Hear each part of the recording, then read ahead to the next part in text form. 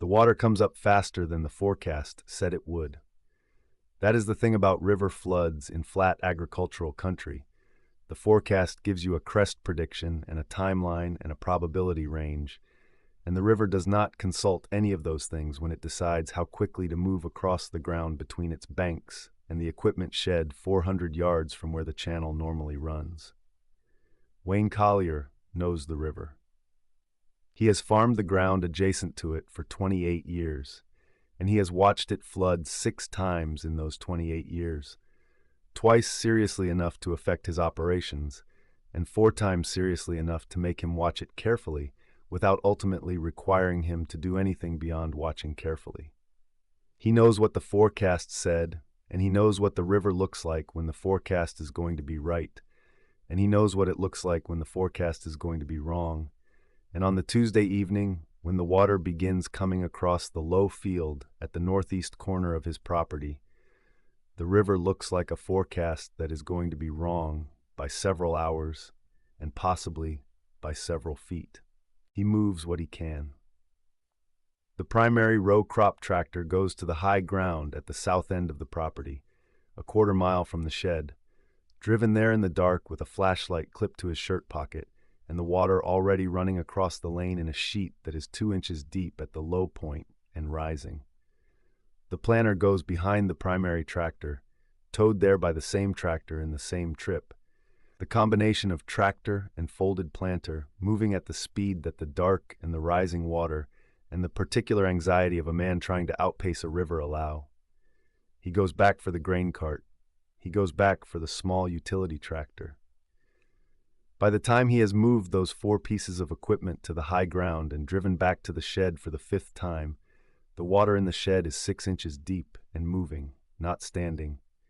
Moving with the current of the river that is now running through his equipment yard, as though the yard is part of the river's channel, which at this point it essentially is. The Massey Ferguson 6180 is in the shed. It is his secondary field tractor. The machine that handles the tillage, passes on the smaller fields, and runs the grain auger during bin filling, and does the loader work in the yard. And it is in the shed because Wayne had it in the shed for a routine service that he had started that afternoon before the forecast update changed the priority of everything he was doing. The service has not been completed. The tractor is partially disassembled at the hydraulic filter housing, which is not the configuration you want a machine to be in when you are deciding whether to attempt to drive it out of a shed that has 6 inches of moving water on the floor and rising. Wayne looks at the tractor and looks at the water and makes the calculation that the situation allows him to make, which is not a good calculation, but is the only one available. The water is rising at a rate he estimates at 3 to 4 inches per hour, based on what he has watched it do in the previous 90 minutes. Moving the 6180 in its partially serviced condition in the dark with moving water on the shed floor is a risk that he prices against the risk of leaving it in a shed that will have 2 feet of water in it by morning and possibly more. He decides to leave it. Not because the decision feels correct, but because the alternative feels worse. And when both options feel bad, the one that does not involve driving a partially assembled tractor through moving water in the dark is the one that a careful man chooses. He closes the shed door, which accomplishes nothing meaningful against a river that is currently running through his equipment yard, and drives his truck to the high ground where the other machines are, and watches the water rise from a position that is safe and from which he can see the roof of the shed, but not what is happening inside it. The water crests sometime in the early morning hours. Wayne does not know the exact time because he sleeps in the truck between 2 and 5 in the morning. The sleep of a man who has been awake since before the water came, and whose body has decided that the crisis has passed its acute phase, and that 3 hours of unconsciousness are going to be required, regardless of what the river is doing.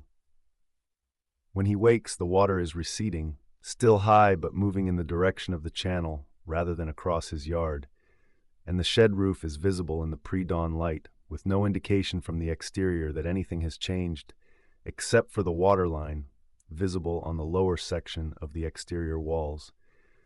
which is at a height that tells Wayne everything he needs to know about what happened inside the shed while he was sleeping.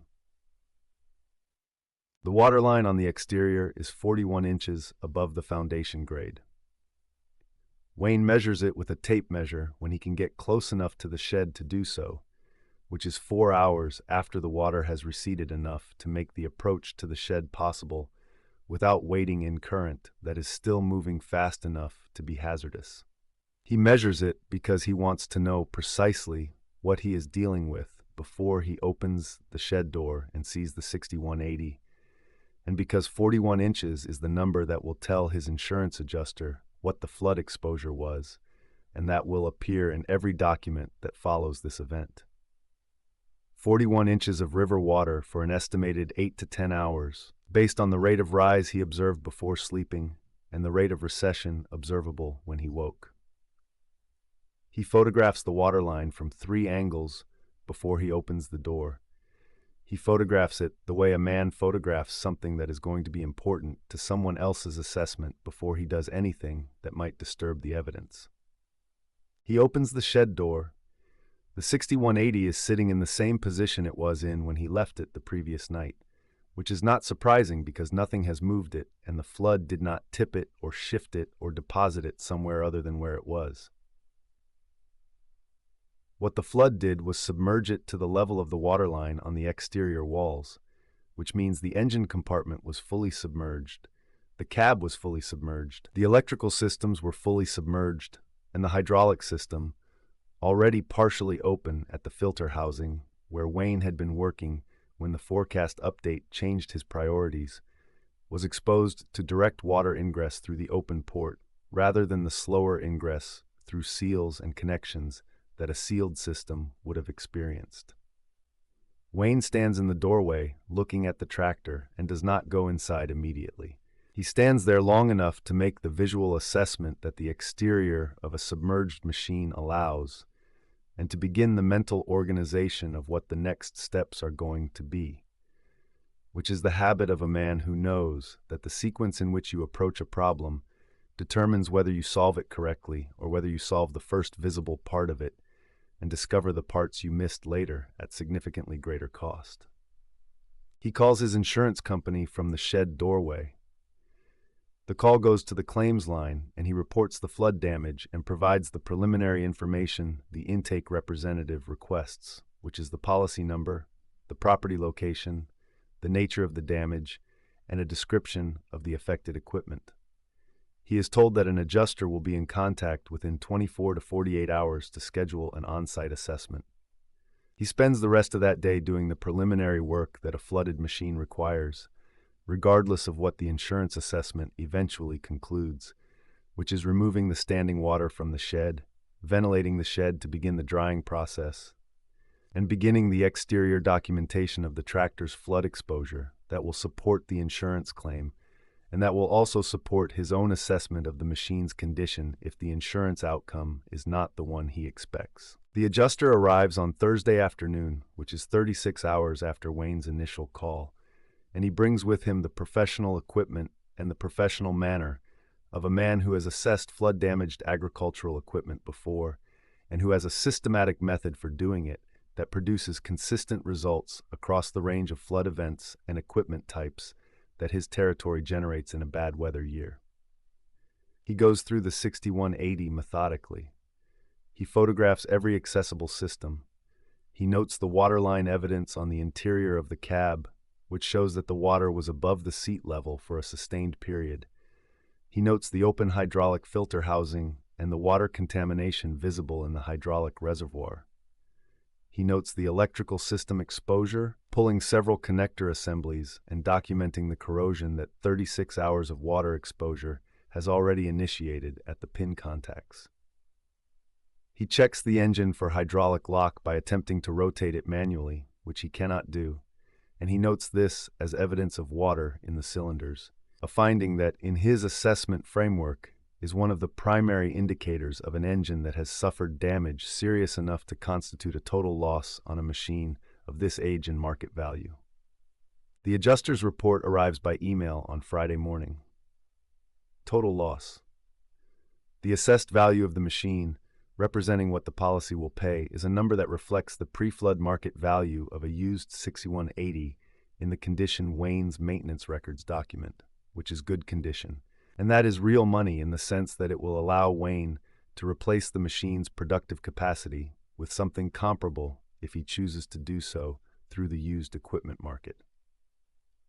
The report also notifies Wayne that the insurance company will arrange for salvage pickup of the machine the following Friday, 8 days from the report date, at which point the physical machine becomes the insurance company's property and will be transported to a salvage facility where it will be processed in whatever manner the salvage market determines is most economically appropriate, which in the case of a flood-damaged tractor of this age and condition is most likely disassembly and parts sale rather than restoration.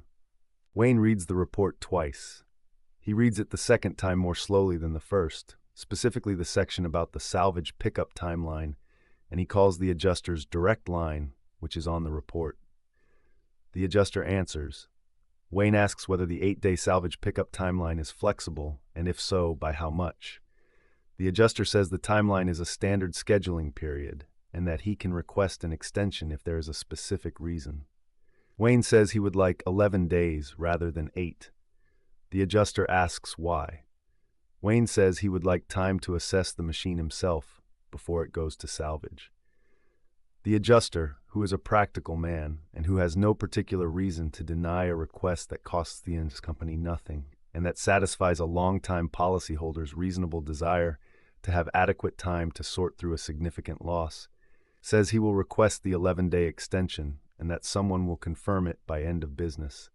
The confirmation comes at 4:30 Friday afternoon.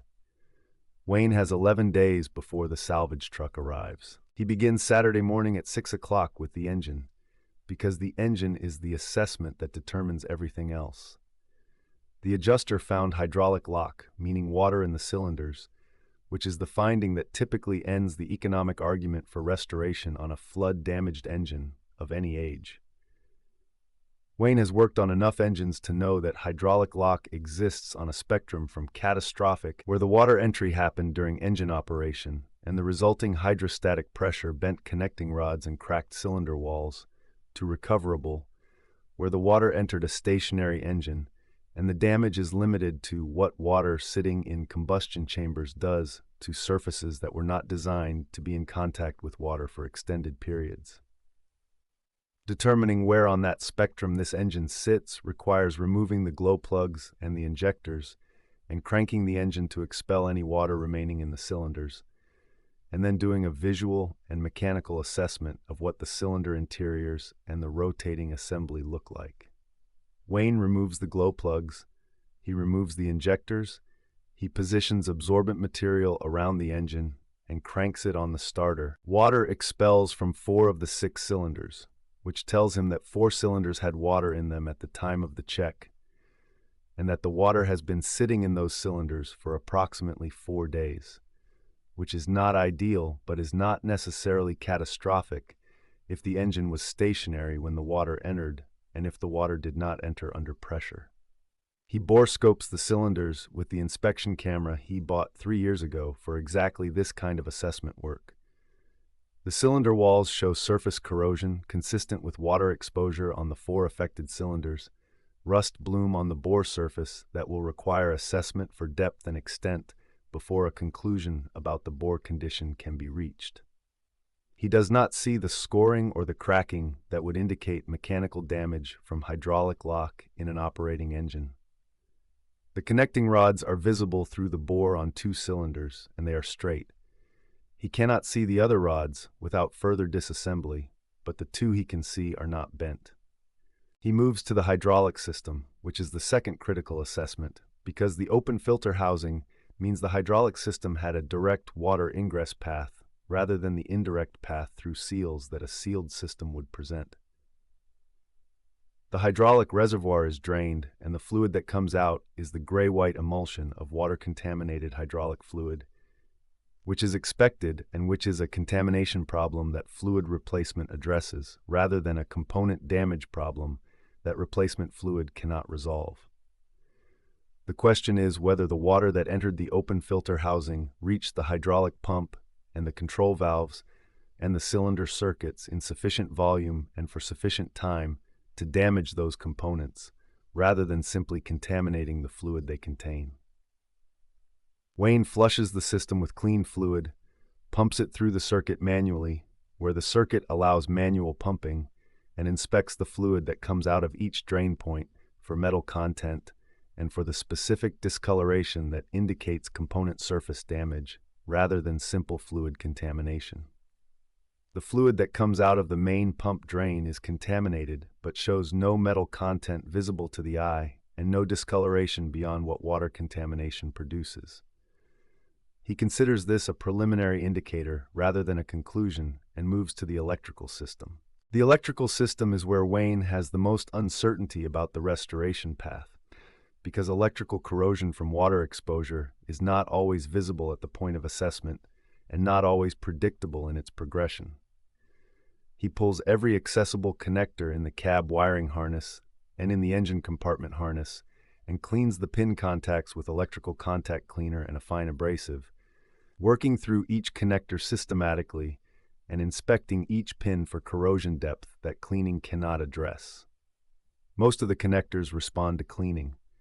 3 connectors in the instrument cluster circuit show pin corrosion that has progressed past the point where cleaning restores electrical integrity, and Wayne sources replacement connectors from an electrical supply distributor rather than from an agricultural parts supplier.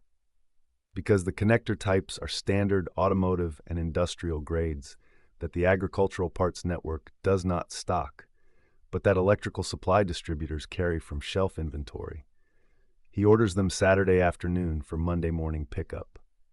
By the end of the first weekend, Wayne has a clear picture of what the restoration requires. The engine needs cylinder bore honing on the 4 affected cylinders to remove the corrosion bloom and restore the bore surface to a condition that new piston rings can seal against correctly, new piston rings on the affected cylinders, a valve inspection and lap on all 6 cylinders given the water exposure to the combustion chambers, and fresh oil and filters. The hydraulic system needs complete fluid replacement, a pump inspection that requires disassembly to access the internal components, and replacement of all external seals given their water exposure. The electrical system needs the 3 connector replacements he has already sourced and a systematic circuit-by-circuit continuity test to identify any additional failures that the connector replacements do not address. The cooling system needs flushing and fresh coolant. The cab interior needs cleaning and drying and assessment of any component damage beyond what the exterior shows. He makes a parts list on Sunday evening that covers everything the assessment identified. He prices the list against his parts suppliers, all of whom are aftermarket and regional suppliers, rather than the Massey Ferguson franchise dealer, whose parts prices are higher and whose service in a time-sensitive situation he cannot predict. The total parts cost is a number that he records without surprise, because the number is what the assessment told him it would be, and the assessment was not optimistic about finding the machine undamaged. He places the parts orders Sunday evening through the suppliers with online ordering, specifying expedited delivery where the suppliers offer it and normal delivery where they do not. And he calculates a delivery schedule that puts the critical components at his door by Tuesday morning and the remaining components by Wednesday. He begins the engine work Monday morning with the components he has on hand. The cylinder honing is the work that requires the most precision and the most patience, because the bore surface condition after honing determines whether the new rings will seal correctly and whether the engine will perform at the compression levels the machine needs for its field operations. Wayne is not a production engine rebuilder. He is a farmer who has honed cylinders before and who knows what a correctly honed bore looks and feels like, and who works slowly enough to get the finish right rather than quickly enough to get the finish done. The 4 affected cylinders take the full Monday to hone to a condition he is satisfied with, inspecting each bore after each sequence of honing strokes with a bore gauge and a flashlight, and the particular attention of a man who knows that what he is doing right now determines whether the engine runs correctly in September or whether it runs adequately in April and runs poorly by July. The parts arrive Tuesday morning as projected. The piston rings go in on Tuesday, the valve work is completed on Tuesday afternoon, and the engine is buttoned up by Tuesday evening with fresh oil and a new filter and the fuel system primed and ready for a start attempt. Wayne does not attempt the start Tuesday evening. He waits until Wednesday morning when he is rested and the engine has had the overnight period to allow the assembly sealants to cure and the oil to distribute through the system via the pre-lubrication pump. Run he does before any first start attempt on a freshly assembled engine, which is to crank the engine on the starter with the injectors removed until the oil pressure gauge shows pressure, confirming that the lubrication system is moving oil before the engine fires and begins generating the heat and friction that require lubrication from the first moment of combustion. The engine fires on the third compression stroke Wednesday morning. It idles roughly for the first 2 minutes in the way of an engine with new rings that have not yet seated and with combustion chambers that are working through the residue of the assembly process, and then it smooths as the rings begin their initial seating and the combustion chambers clear. The oil pressure is correct. The temperature climbs normally. Wayne lets it run for 30 minutes, watching every instrument, and at the end of 30 minutes he shuts it down and checks every external joint and connection for leaks and finds none. He makes a note in the farm journal that the engine runs and that the first operational check shows no immediate issues, and he goes to the hydraulic system.